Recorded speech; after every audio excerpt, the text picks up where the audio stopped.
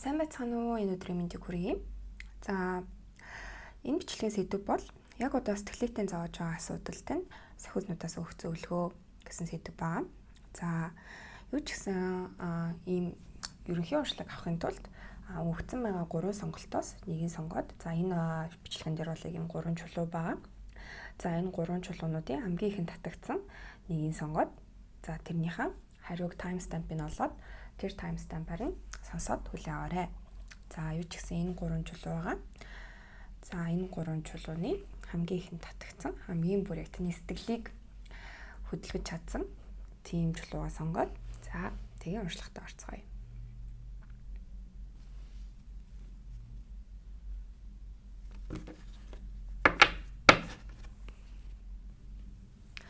За тэгэхээр эхний сонголт болох ногоон ундрам чулууг сонгосон хүмүүсийн за яг энэ бичлэгнээс хүлээж байгаа асуулт те яг тулгамдсан байгаа асуудал нь юу байна вэ гэхэд бол за ер нь тийм тав тухтай холбоотой асуудал байна. Ямар нэгэн зүйл дээр яг одоо байгаа ингээд орчноо одоо байгаа яг те ажил карьерийн хувьд, хичээл номын хувьд яг одоо байгаа байдалтай жоохон хангалуун биш байгаа. За тэгээд тэр хангалуун биш байгаа байдлаасаа яг юм хүсэж байгаа байдал руу зорчихсан байгаа. Тэгтээ яг одоо тийшээ яг яаж явахаа мэдэхгүй, яг тэр зорьсон зорилготой яг хүрж байгаа зам нь зөв байгаа болов уу? Би яг ингээд те зөв замаа зөв чигээрээ явж гин үү гэсэн тэр тал дээр баг зэрэг эргэлзээтэй байгаа юм шиг бол харагдаж байна. Ер нь бол ямар нэгэн тийм хайр дурлалын асуудал бол биш. Яг тийм ажил, карьерийн өсөлт гэж жоохон буугаад байна л да. За тэгэхээр энэ асуултан дээр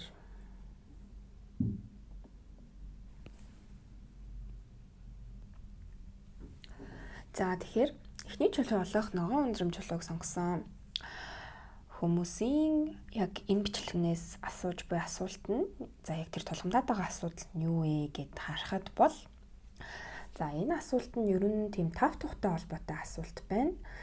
Карьерийн өсөлт, дэвшилт ер нь тийм амжилттай холбоотой, амбицтай холбоотой асуулт байна гэж бол харагдаж байна. Яг одоо байгаа таны байдал бол ингээд юм нэлээд тухтай байдалд орчихсон. Яг юм комфорт зон гэж ярьдаг штеп.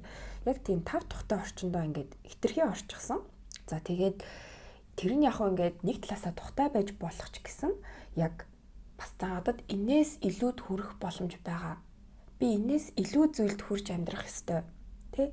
Энэ бол яг миний эцсийн зогсоол бол биш ээ гэсэн тийм бодолтой байгаа бол харагдаж байна. За ер нь бол яг энэ сонголтыг сонгосон хүмүүс бол яг эмэгтэй хүний маш гоё юм эмэгтэйлэг энергитэй хүмүүс бол байгаа харагдаж байна. За тэгээд ер нь одоо явж байгаа замнал те чиглэл нь зөв байна уугүй юу гэдэг дээрээ бас баг зэрэг эргэлзээтэй байгаа. Тиймэрхүү харагдаж байна. За тэгэхээр одоо яг тэр хүсэж байгаа карьерийн өсөлт дэвшилт те одоо албан тушаал ахих ч юм уу эсвэл яг хэрвээ сурагч оюутан хүүхдүүд үдэж байгаа бол тэтгэлэг ийшээ тийшээ явж суралцах зорилт те эсвэл одоо дүнгээ дэвшлүүлэх ч юм уу яг ийм төвшин агж байгаа яг тийм одоо замналт нь яг юу саад болоод байгаа вэ те яг тэр саадуудыг одоо яг тэр бодолд байгаа улмаас гадны хүчин нөлөөтэй тэр зүйлсийг яаж арилгах вэ гэдэг нь сахиуснуудаас юу гэж зөвлөж байгаа вэ гэхлээр ер нь яг хитрхи бүх зүйлсийг удирдах гэдэг шаардлагагүй. Одоо ингээд за окей би ингээд комфорт зоноос гарыг. За одоо юмудаа хийж эхлэе. Тэг ингээд идэвхтэй бай гээ шууд ингээд бүх зүйл яг миний хүснээр болох хэвээр. Бүх зүйлийг би удирдах хэвээр.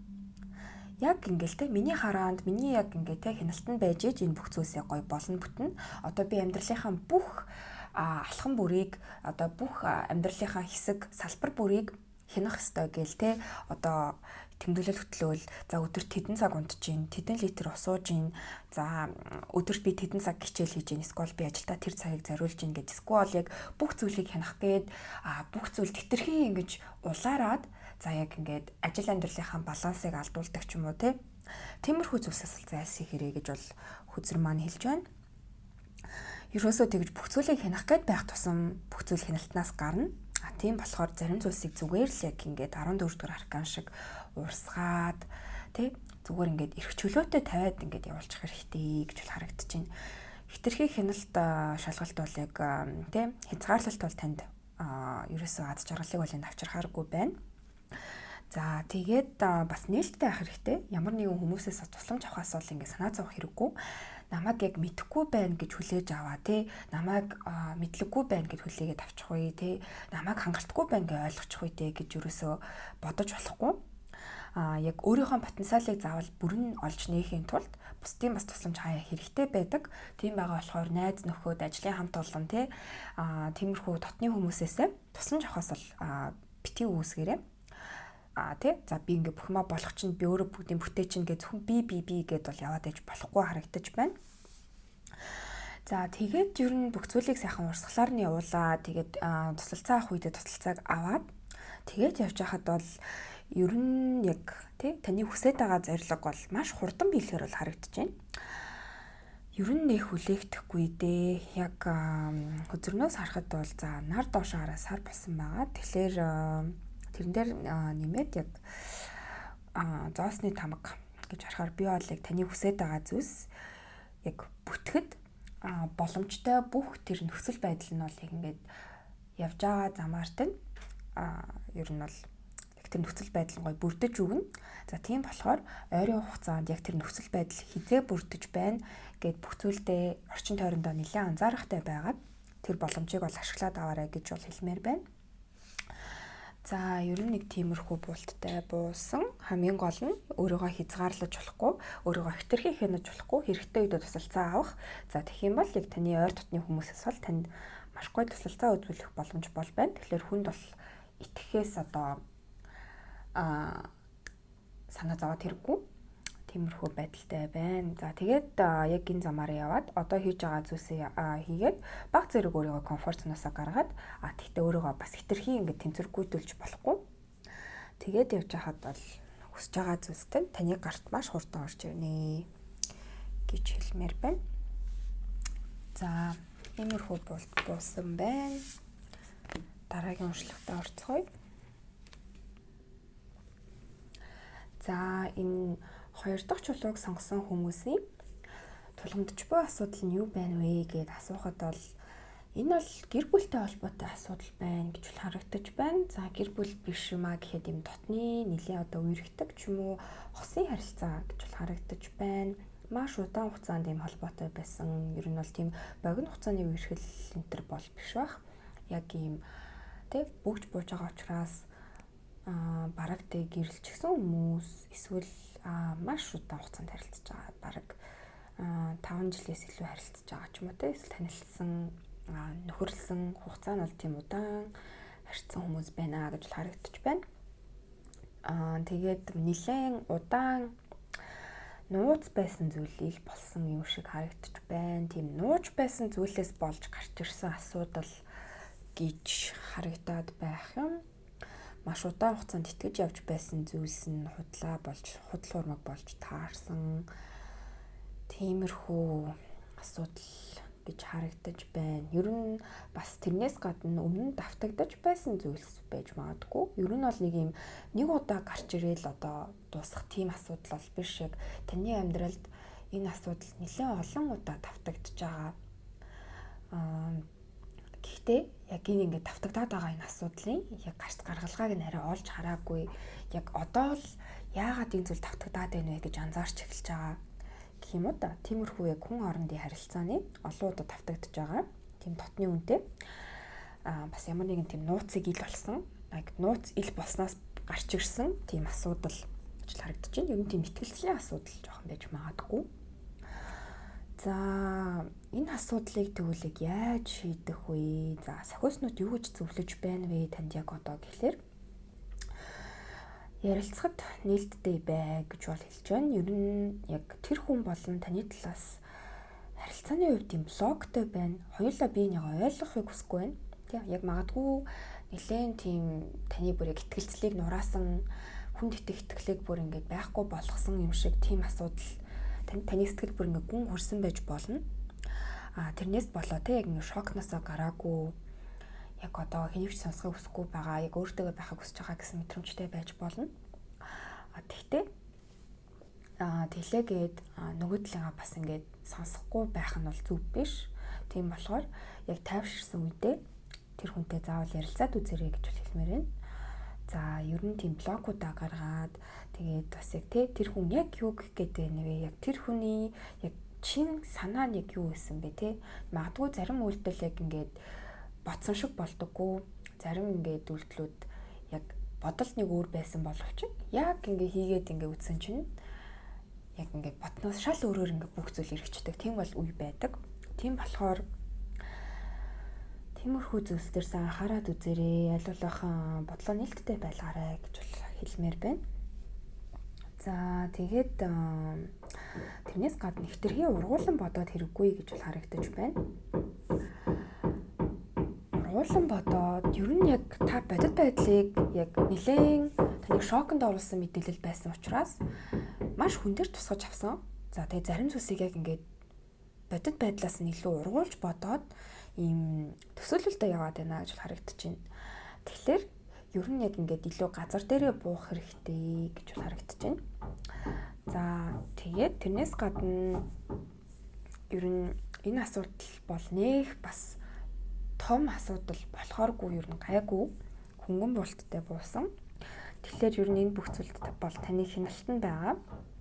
Тэгээд яг энэ асуудлын эцсийн үр дүн те үр дагавар яг яаж дуусах яг тэр шийдвэрийг бол та шийднэ. Яг цэвэр одоо хүнтэй холбоотой харилцаа байгаа ч гэсэн яг энэ харилцааг цаашаа яах уу, дуусгах уу, үргэлжлэх үү гэдэг тэр шийдвэр, тэр хүч нь бол яг таны гарт байгаа гэж харагдаж байна. Тийм болохоор та юу ч гэсэн эхлээд гой өөрийгөө нээлттэй байлгаад тэр асуудалтай байгаа хүнтэйгээ ярилцаад за тэгээд ярилцсныхаа дараа яг энэ одоо юу гэх юм илүү ингэж бүх зүйлийг юм шүүлтүргүүгээр бишээ шүүлтүртэйгээр хараад за шүүлтүргүүгээр гэх юм зөв юм болоо да. Ер нь л яг тийм газар дээрээ илүү бууж өгөөд тэгээд яг шийдвэрээ гаргаарай гэж байна. Ер нь бол таны яг энэ харилцаанд одоо гаргаж байгаа шийдвэр бол яг эцсийн шийдвэр явах болно. За яг ингээд одоо яг таны гаргасан шийдвэр энэ харилцааг ер нь ингээд те яг энэ давтагдаад байгаа асуудлын цэгийг тавьж өгнө. Энэ зүйл одоо яг таны гаргасан шийдвэрээр энэ бүх зүйлс цэг тавигдаад дуусах учраас маш сайн бодоорой гэж бол харагдаж байна. Тэгээд өөр тийм нарсаар хамт бож байгаа гэхлээр бас яг бүх зүйлсийг үнэн мөнийг нь сайн ялгаарай гэж харагдаж байна. Шийдвэр гаргахтаа бол за яг сайн талууд нь юу вэ? Муу талууд нь юу вэ гэд за бүр боломжтой байвал одоо яг энэ харилцааны те танд одоо яг энэ харилцаа танд эргээр яаж нөлөөлж байгаа вэ? Сөргөөр яаж нөлөөлж байгаа вэ гэд ингээд хүснэгт гаргаад тэгээд яг харьцуулж хардаг ч юм уу те тиймэрхүү маягаар энэ асуудлыг маш сайн бодож нухацтай шийдээрэй. Яагаад тэгэхээр эцсийн шийдвэр нь бол яг эцсийнх байх учраас маш сайн бодоорой. За тэгээд илүү нээлттэй байгаарай гэж хэлмээр байна. За ингээд тийм сонголтын маань уншлага дуслаа.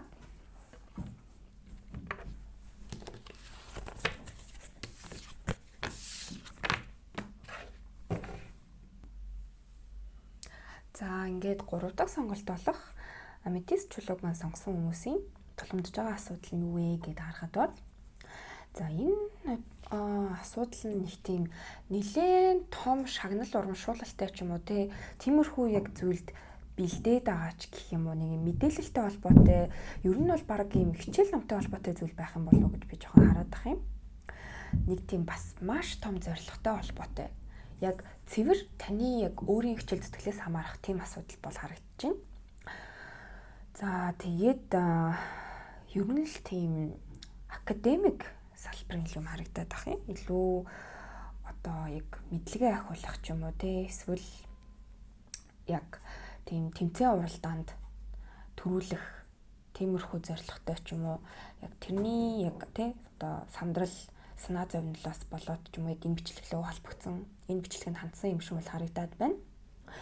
За тэгэхээр энэ ер нь мэдээлэлтэй холбоотой, мэдлэгтэй холбоотой энэ асуудал одоо өөрийгөө баг ямар нэгэн зүйлсд ингээд хангалтгүй байгаа гэж бодоод байгаа ч юм уу. Яг ингээд ямар нэгэн зүйлсд уралдмаар ингээд тэмцээнд оролцмоор байвчиг яг өөрийгөө хангалтгүй гэж бодоод эсвэл миний мэдлэг дутуу байна гэж бодоод өөрийгөө дутуу үнэлээд байгаа ч гэх юм уу, нэг тийм бас өөрийгөө үнэлэх үнэлэмжтэй холбоотой. Ер нь тийм үнэлэх үнэлэмж, мэдлэг, өөртөө итгэл гэсэн сэдвүүдтэй холбоотой тийм асуудал байна гэж харагдаж байна. Тэгэхээр энэ асуудлыг яаж шийдэх вэ гэхлээр ер нь бол бас л хүмүүстэй сайн ярилцах хэрэгтэй. Өмнөх 2 дугаар сонголтын дээр байсантай адилхан. 2 дугаар сонголтын дээр байсантай адилхан хүмүүстэй сайн ярилцаж ойлголцох хэрэгтэй байна.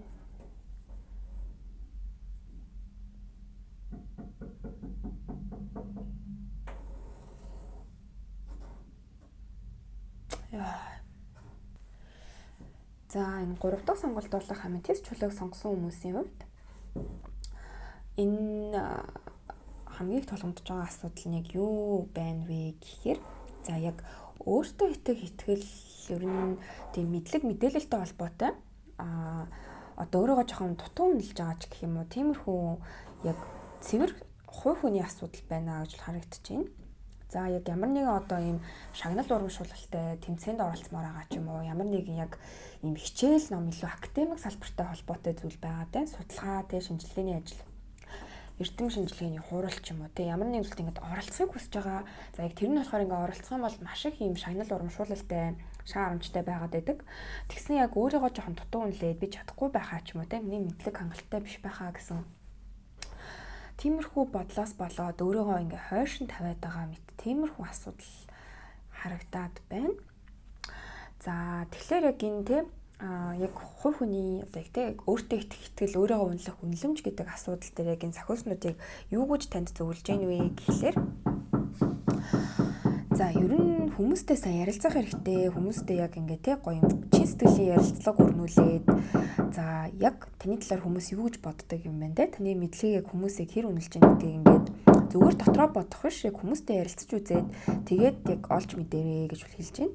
За тэгээд мэдээллийг бол сайн цуглуулах хэрэгтэй. Одоо жоохон одоо бүр ингээд сошиал медиагаар ч хамаагүй маш их ингээ мэдээлэл хайх хэрэгтэй. Google одоо яа юу байдгийг бүх тэр мэдээллийн одоо их сурвалжуудаас бүгднгээс нь сайн ашиглаад тэг өөрийнхөө талд ашиглаж ажилуулах хэрэгтэй гэж харагдаж байна.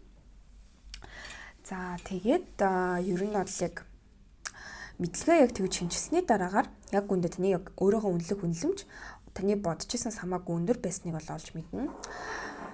Ер нь л яг ингээд өөрийгөө үнэлэх үнэлэмжтэй холбоотой энэ үзрүүд маань доошоо харсан байгаа. Тэгэхээр яг ийм өнгөрсөнд таныг одоо хин нэгэн хүн хангалтгүй байна гэж хэлсэн ч юм уу, тиймэрхүү зүйлсээс болоод яг ингээд тэр бодол яг тэр үеийнхаа гомдлуудыг одоо хүртэл тэгээд яваад байна гэж харагдаж байна. За тэрнээс болоод яг урд дахь зам дээрээ ингээд одоо хийж байгаа зүйлсээ жоохон итгэлгүй байгаад байгаа юм шиг бол харагдаж байгаа боловч за энэ хөвзрүүд дээр харагдаж байгаагаар од ирэхээс бол таны талд байна. За 16 дугаар Ленорманд аркан маань ингээд гарч ирсэн. За тэгээд од ирэхээс таны талд ажиллаад яг та ингээд шинээр мэдлгүүдээ цуглуулад одоо дотроо байгаа тэр бүх ингээд бодлуудаа цэгцлээд, шинжилээд ингээд бусад одоо байгаа хүмүүстэйг яг харьцаж үзээд одоо өөрийнхөө талаар ингээд үзэл бодлыг сонсоод мэдээллийг сайн цуглуулад явсны дараа бол таны яг өнгөрсөн тээж авч исэн тэр бүх одоо өөрийнхөө талаар бодож исэн бодлууд худлаа байсныг бол олж мэднэ. За тэгээд яг энэ бүхнийг давж туулсны дараа яг өөртөө хангалттай ажилласны дараагаар ер нь яг таны хүсэж байгаа тэр ингээд шан харамж ер нь шагнал урамшуул таны амьдралд бол орж ирнэ. За ер нь од ирэхээс байхаар бас яг таны талд ивэлтэй байгаа учраас бас нэх удахгүй ер нь бол яг таны хүсэж байгаа зүйл таны амьдралд орж ирнэ гэж харагдаж байна. Том таныг бол бэлэг хүлээж байна. Тийм болохоор яг энэ одоо өөртөө итгэл дээрээ сайн ажиллаа яг үндэ та маш хангалттай байгаа мэн.